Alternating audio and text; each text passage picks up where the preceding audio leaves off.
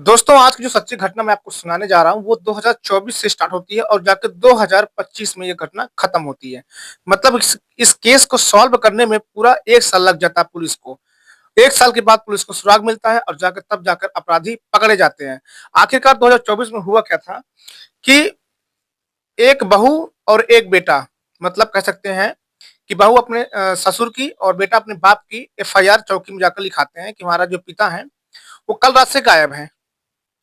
Police उनकी FIR दर्ज करती है, उनको उसके पिता को जो है ढूँढना स्टार्ट कर देती है। लेकिन छानबीन के दौरान पुलिस को ऐसा कुछ नहीं मिल पाता है कि उसके ऊपर कई लोगों से पूछताछ की जाती है, उसके बेटे से पूछताछ की जाती है, बहू से पूछताछ की जाती है, आस-पड़ोस के लोगों से पूछताछ की जाती है और उसका जो कुछ दोस्त यार होते हैं उनके, उनसे भी पूछताछ की जाती है, लेकिन पुलिस के हाथ कुछ लगता नहीं है।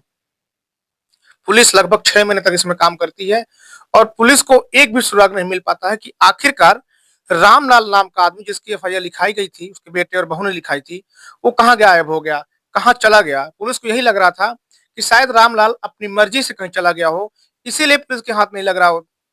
अगर उसके साथ कुछ होता तो उसकी लाश मिलती या कुछ भी मिलती। लेकिन इस केस को 6 महीने बीतते हैं और 6 महीने बाद इस केस को जो है बंद कर दिया जाता है कि चलो कहीं चला गया होगा, अभी इसकी जो है दूसरे केस में पुलिस अपना ध्यान देने लगती है। जब 1 साल बीतता है, 1 साल के बाद जहाँ पर उसका बेटा रहता था, उसकी बहू रहती थी, वहीं पर घर बनवाने के लिए खुदाई की जा रही थी। तभी उनको एक कंकाल मिलता है उसके बेटे को। जब कंकाल मिलता है और पुलिस को इन्फॉर्म किया जाता है, पुलिस जब वहाँ पहुँचती है, पोस्टमार्टम रिपोर्ट से तो जो मिलना था वो मिलेगा ही, लेकिन जो पुलिस पोस्टमार्टम रिपोर्ट आने के बाद छानबीन करती है, जब उसको मालूम चलता है कि आखिरकार ये कांड किसने किया था, जब आप इस कहानी को सुनेंगे, तो आपके पैरों की तरह ज़मीन खिसकने वाले दोस्तों। नमस्कार, मेरा नाम महेश सिंह है, आशा करता हूँ आप सब अच्छे होंगे, सुरक्षित होंगे और मेरी कहानियों को लगातार दोस्तों आप एन्जॉय कर रहे होंगे। दोस्तों, आज की जो सच्ची घटना मैं आपको सुनाने जा रहा हूँ, वो बांदा जिले की है। बांदा जिले के पास छोटा-सा गाँव पड़ता है, उस गाँव का नाम नहीं लूँगा मैं, ठीक है? जितने भी नाम लेता हूँ उसमें बदल देता हूँ मैं, रियल नाम किसी के नहीं होते हैं। वहाँ रामलाल नाम का एक आदमी, उसका बेटा जिसका नाम विनोद होता है, उसकी पत्नी रामकली और 3 लोग रहा करते थे। जो उसका विनोद बेटा होता है उसकी उम्र लगभग 32 साल की हो चुकी थी और उसकी शादी अभी तक नहीं हुई थी। अब उसके बाप को जो रामलाल होता है, अपने बेटे की शादी की फ़िक्र होती है कि आखिरकार चलो कोई लड़की देखते हैं, 28-30 साल की जो उसकी उम्र की हमजोली की हो, उसकी शादी कर देते हैं। कुछ ही समय बाद साक्षी नाम की लड़की से विनोद की शादी हो जाती है। देखने में काफ़ी खूबसूरत थी, कोई कमी उसके अंदर नहीं थी। हाँ, गरीब परिवार की थी ये कह सकता हूँ। अब ये सिलसिला जो है चलता रहता 2024 में, मतलब 2024 के पहले शादी हो चुकी थी। लगभग 1 साल बीत जाता शादी को, 2024 आता है, उसमें जो है, जो विनोद होता है वो कोलकाता में रहकर काम किया करता था। तो उसका ज़्यादातर समय कोलकाता में बीता करता था। इसी बीच उसकी जो माँ होती है, रामकली, उसकी जो है बीमारी हो जाती है, उसको कैंसर की बीमारी हो जाती है।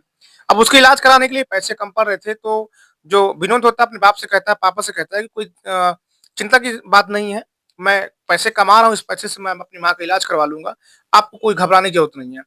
वो जो है शादी के 1 साल बाद कोलकाता निकल जाता, वहाँ पर काम करता, पैसे भेजा करता था, ताकि माँ का इलाज हो सके।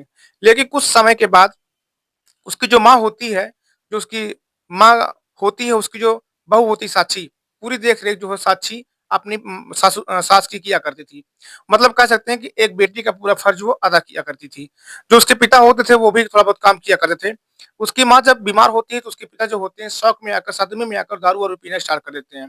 मतलब कई सारी चीज़ें करना वो स्टार्ट कर देते हैं, ठेके पे जाते अपने जिगरी यारों को बुलाते, वहाँ पर उनके साथ बैठकर दारू वगैरह पिया करते थे। अब ये समय वहाँ पर बीत रहा होता है। कुछ समय के बाद इलाज के दौरान जो उसकी माँ होती है विनोद की और जो रामलाल की पत्नी रामकली होती है, उसकी मौत हो जाती है। अब जो बेटा होता है वो वहाँ पर आता है और जो है अपनी अंतिम संस्कार किया जाता है विधि-विधान से। उसके बाद फिर इनका सिलसिला वैसे चलने लगता है। अब वो जो बेटा होता है वो फिर से जो है अपना कोलकाता के लिए कुछ समय के बाद किराए-विराए करने के बाद अपना कमाने के लिए चला जाता है। उसकी जो पत्नी होती है साक्षी, वो अपने छोड़ के जाता है अपने पिता के पास कि चलो यहाँ मेरे पिता की तुम देखभाल करना, क्योंकि ये अकेले हो गए हैं।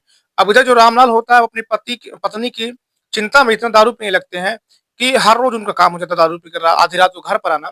इस चीज़ से जो साक्षी होती बहुत परेशान थी, क्योंकि 12-1 बजे आने को कोई समय नहीं होता है। तो 12-1 बजे दारू पीकर आते, कभी अपने दोस्तों को ले आते, मतलब कुछ भी करते थे। ये बात उसके विनोद को मालूम थी, साक्षी ने अपने पति से बताई थी। विनोद कई बार समझा भी चुका था अपने पिता को, लेकिन वो समझने की कोशिश कर ही नहीं रहे थे। अब एक रात यूँ होता है कि जो रामलाल होते हैं दारू पीकर आते हैं और अपने जो बहू होती है बहू दरवाज़ा खोलती है, नशे में अच्छा खासा होता है। दरवाज़ा खोलकर अपनी बहू को अपने पास बुलाते हैं, उनसे छेड़खानी करना स्टार्ट कर देते हैं। बहू जब इसका विरोध करती है तो बहू को 2 झापड़ वो मार भी देते हैं। उस रात बहू के साथ वो पूरी तरह से हैवानियत करता है, मतलब पूरी हदें पार कर देता है। ससुर की और बहू के जो रिश्ते होते हैं, सब कुछ कर डालता है।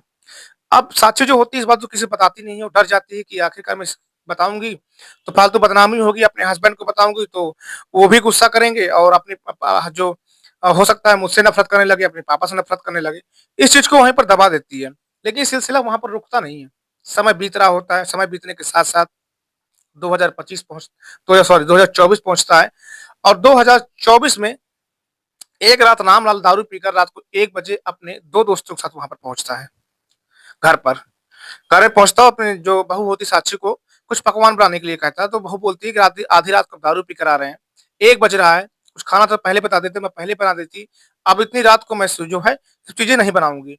अब रामलाल जो होता है उससे मारपीट करना चालू कर देता है, साथ ही जो 2 दोस्त उसके गए होते हैं, वो बीच बचाव करने के लिए बीच में जाते छुड़वाते हैं, तो मामला वहाँ पर शांत हो जाता है। लेकिन जब रात को 2 बजते हैं, दारू लोग और पीते हैं, उसके साथ जो है जब हैवानियत करना चालू करते हैं साक्षी के साथ, तीनों लोग मिलकर होश-हवास में तो थे नहीं दारू पीने के बाद।